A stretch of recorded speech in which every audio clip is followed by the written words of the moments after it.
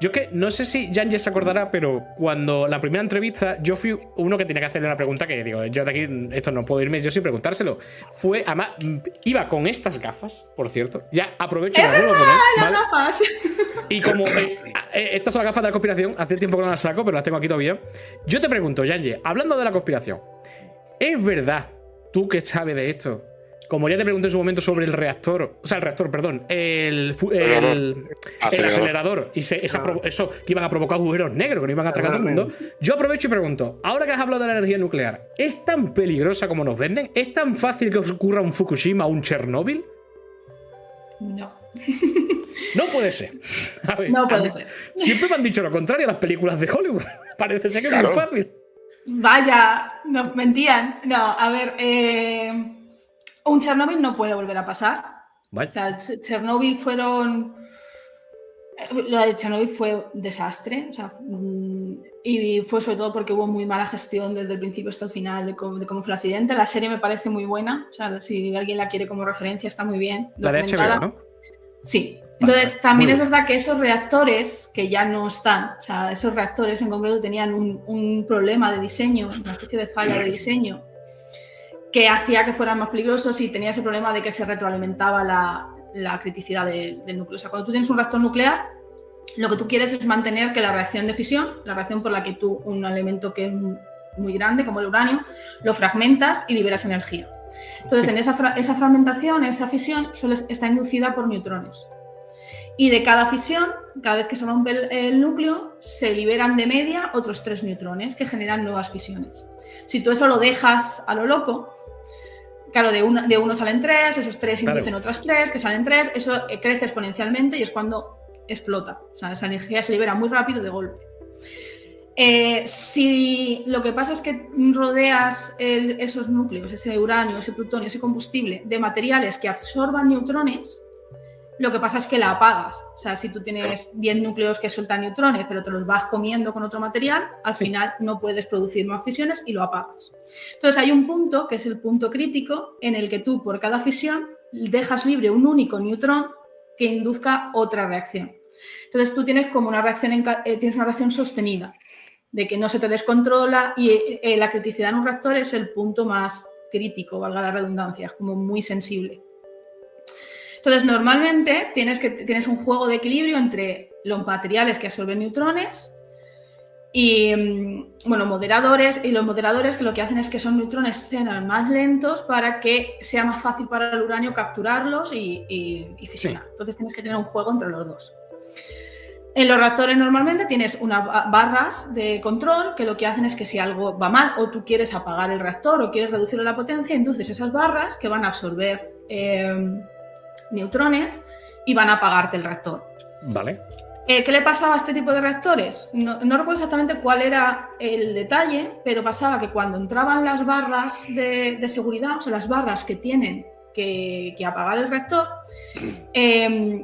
había un punto, la punta de las barras tenía un material que en realidad funcionaba como moderador, que lo que te hace es como todo lo contrario, ¿no? Lo que te está haciendo es que la reacción por un momento aumente. O sea, poca ayuda. Claro, es una fracción de segundo que en una operación normal del reactor, que tú tienes más otras barras de control, que tú tienes la reacción bajo control, ese momento en el que aumenta un poquito la potencia no molesta. O sea, lo tienes como más o menos controlado, ¿no? La cosa es que el reactor se llevó tan al límite y estaba en una situación tan inestable que cuando se entró en parada y entraron todas de golpe, ese pico fue lo que hizo falta para terminar de descontrolar la situación. Entonces, ese fallo de diseño en el que el reactor, que además ya había otros elementos, ¿no? También ese reactor, cuando aumentaba la potencia, entonces había otros elementos que se retroalimentaban, hacía que moderara más. O sea, todo en ese reactor era como para aumentar que cada vez la potencia fuera mayor. Esos diseños ya no existen. O sea, esos ya se fueron corrigiendo, se fueron retirando. Entonces, ahora todos los reactores no puede pasarte eso, ¿no? Cuando ya tienes que cuando de alguna manera se sale de la criticidad, lo que haces es, en vez de volverte supercrítico y explotar, como le pasó al de Chernóbil, lo que se hace es que se apaga. Vale, ¿qué pasa en Fukushima? Porque Fukushima ya no es un reactor del tipo de Chernóbil, o sea, lo que ocurrió en Chernóbil, ese tipo en concreto de accidente, ya no puede ocurrir. A Fukushima hay que pero añadirle Fukushima el es el siguiente grande, sí. Entonces, ¿qué pasa? Que tú cuando inicias la reacción en cadena, o sea, cuando tú empiezas a quemar el combustible, tú puedes evitar que los neutrones se propaguen como...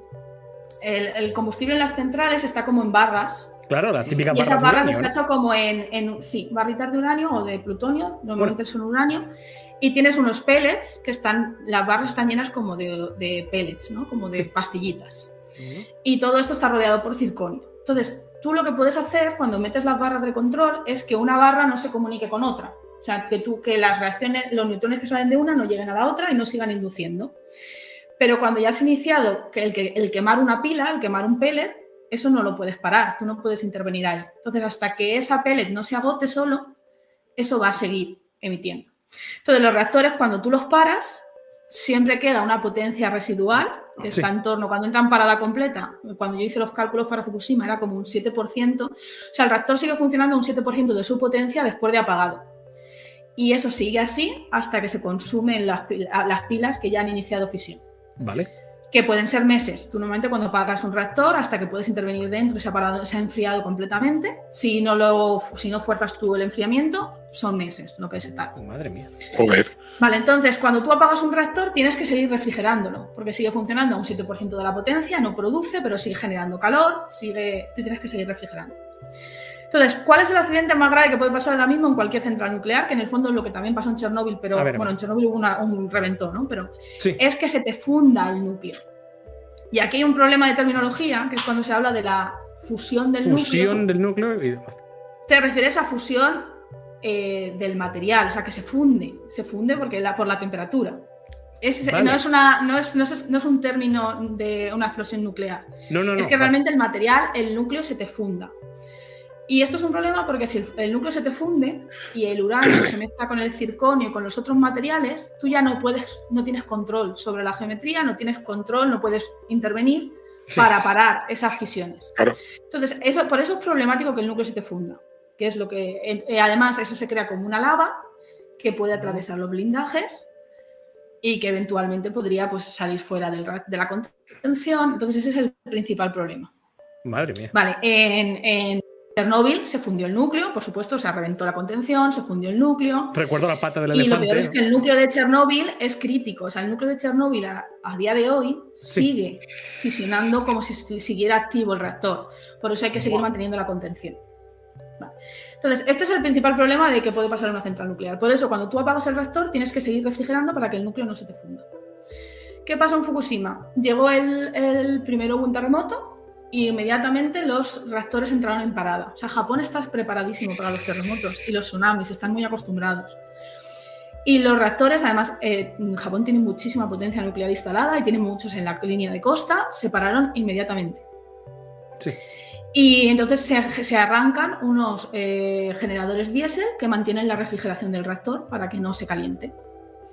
Lo que pasó en Fukushima es que luego llegó el tsunami. Claro. Y el tsunami era, creo recordar, 9 metros por encima del muro de contención. O sea, la central ya tenía un muro de contención para tsunamis. Normalmente esos muros, cuando tú instalas una central nuclear, se hacen simulaciones, se hacen sobre terrenos dentro de lo posible geológicamente estables. En el caso de Japón, bueno, pues ya tienen sus medidas de seguridad para terremotos y tsunamis.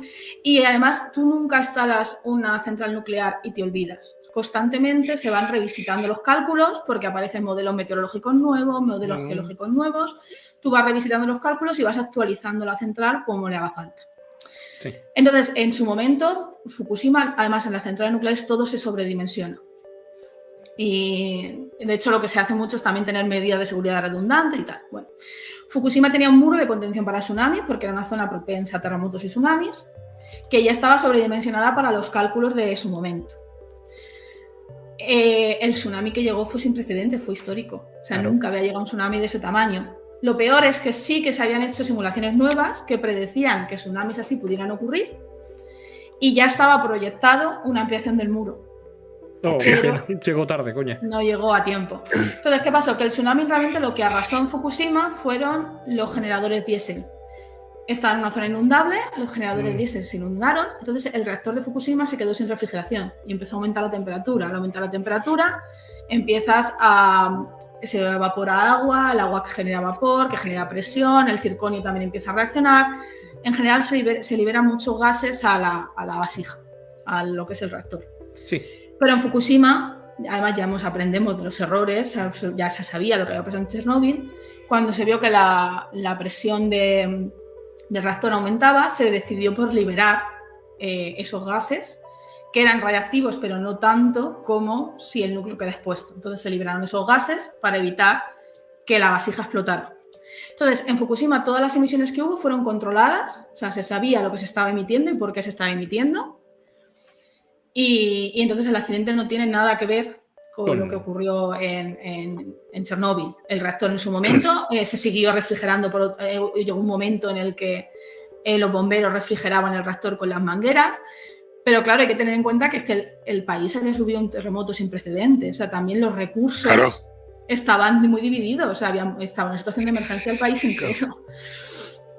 Entonces, bueno, pero se gestionó muy bien, lo que se liberaron fueron gases, fueron controlados, los gases también se diluyen antes, la actividad de los gases es menor que si se caen fragmentos del núcleo, o sea, en general todo se gestionó bien, se minimizaron los riesgos y de hecho pues la zona es más recuperable, el reactor se apagó cuando se tuvo que apagar, no hubo ningún tipo de pérdida humana que no fuera porque se derrumbaron cosas, o sea, porque hubiera pasado igual en un edificio de oficinas. No hubo sacrificios. No hubo ningún daño por radiación, o sea, fue todo lo contrario que Chernóbil. ¿Qué pasa?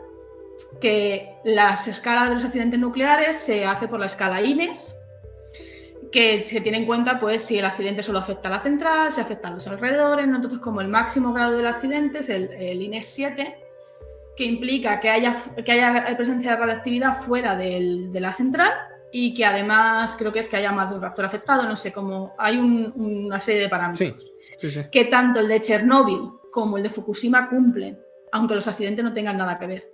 Pero claro, ya era suficiente para que la prensa dijera el accidente nuclear de Fukushima de escala INES 7 igual que el de Chernóbil. Ay. Claro.